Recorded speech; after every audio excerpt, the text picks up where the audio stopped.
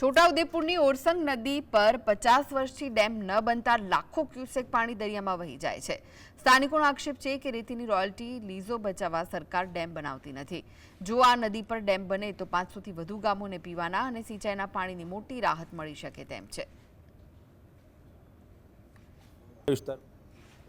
Check dam બને તો આજુબાજુના લગભગ 40 થી 45 ગામોને પીવાનું પાણી પણ નર્મદા જળ પાણી પુરવઠાની યોજના પર રાધનગર મુકામે છે અને ત્યાં જો ચેક ડેમ બનાવવામાં આવે તો 40-45 ગામ લોકોને પીવાનું પાણી અને ખેતી માટેનું પાણી કૂવા અને બોર બી રિચાર્જ થાય એમ છે। એટલે અમારી માગણી એવી છે કે જેમ બને તેમ અમારી માગણી છે એમાં ચેક ડેમ બનાવવામાં આવે। ફાઇલ બી આપી દીધી, સર્વે થઈ ગયું, બધું થઈ ગયું, પણ ત્યાર પછી કોઈ કામગીરી થઈ નથી। અંદાજે કેટલો સમય થયો આ વાતનો? અંદાજે લગભગ 6 થી 7 વર્ષ થયા। છોટાઉદેપુર જિલ્લાની સૌથી મોટી નદી આ ઓરસંગ નદી છે। આપ તસવીરોમાં જોઈ રહ્યા છો, આ બોડેલી પાસે જે ઓરસંગ નદી છે તે નદી 90 કિલોમીટર વિસ્તારમાં પથરાયેલી છે। કમસે કમ 200થી વધુ ગામડાઓનો સમાવેશ થાય છે।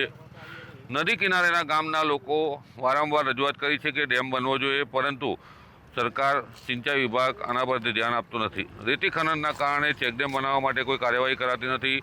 ઓરસંગ નદી આટલી મોટી છે ત્યારે પાણી રોકવા માટે સરકારે કોઈ પ્રયાસ કર્યા નથી। ચોમાસું આવે, નદી બે કાંઠે વહે અને નર્મદા નદીમાં પાણી વહી જાય ત્યારે ઓરસંગ નદીનું પાણી રોકવા માટે તંત્રએ પ્રયાસ કરવા જોઈએ। રફીક ધણીવાલા, GSTV, છોટાઉદેપુર।